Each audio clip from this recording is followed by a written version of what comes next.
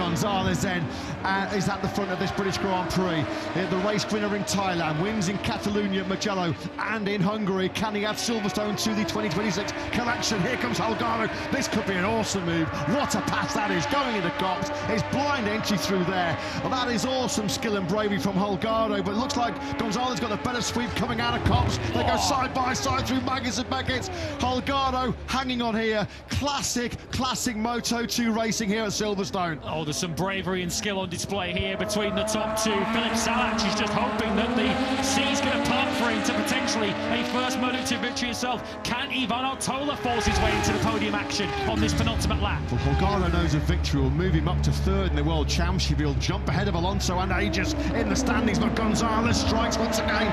They go side by side once again. Holgado somehow comes out of it. He went in a slow second, he comes out of it leading, and now Salac, sensing he can pounce. Gonzalez then comes from way back into Vale, and now Salac is trying to pick up the piece. So he almost runs into the back of Danny Holgado. Surely Ortola will go through. Ortola has to check up to make sure he doesn't make contact with Salac. Oh, Gonzalez thinks he's won it. Gonzalez thinks he's won the Grand Prix. Can you believe it? What more? Oh, he's got a problem. He's got a problem. Holgado ran into the back of him as Manu Gonzalez sat up, thought he won the race, and Danny Holgado ran into the back of it. No, can you believe this? What more drama can we have here in Moto2 Silverstone? And now Philip Salac attacks Holgado. He bumps the Spaniard out wide. Alex Escrige, who at one stage with nearly 3 seconds back, could win this epic race. Philip Salac, the Czech hero, now leads on the final lap here at Silverstone. Manu Gonzalez has been pushed back to 6th place. Unbelievable Grand Prix here, and it's not finished. Ortola now coming on strong late on, trying to get through on Salac at Brooklands. No way through. Holgado still there in P3. Well, I did think it was a bit of a leery move from Gonzalez into Vale. We clearly now know why. He thought it was the final lap. Holgado nearly high sides, Escrige into third, and it's surely now down to Salac versus Ortola for victory. Philip Salac on course for his first victory. Alex Escrige on course for his first podium.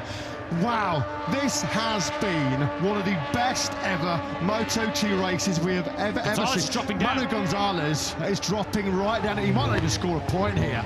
Unbelievable twist in this year's World Championship. Can you believe what we have witnessed here? Philip Salac versus Ivan Ortola for the British Grand Prix victory. They come now through Chapel. Salac playing he can hang on for this elusive first win. Can he hang on? He's going to have to hug the right-hand side of the racetrack as they're going down Hanger Straight and try and force Ivan Ortola down the outside line, but Ortola is going to try and take it. Philip Salac is 3 corners away from the biggest day of his Grand Prix career. They go side by side. Salac has the advantage. He knows the move's coming. He's going to go so tight and defensive. Can he resist here against Ivan Ortola? Philip Salac, of course, for his first ever Grand Prix victory. Surely he's got this one coming off. He powers out of the final corner. It is Salac who's going to win a stunner at Silverstone. What a race. What a Grand Prix. One of the best you will ever see in your life in Moto2. The screen's gone. He's already put his fist through that. Manu Gonzalez is going to limp over the line. Is he going to score a point? No. Over the line he goes. 2 points. He just 14. comes over in 14th place. Gonzalez's last lap was a 2:19.7 with a damaged Dynavolt machine. He looks down to the right rear. He cannot quite believe what has happened. Neither can we here in the commentary box.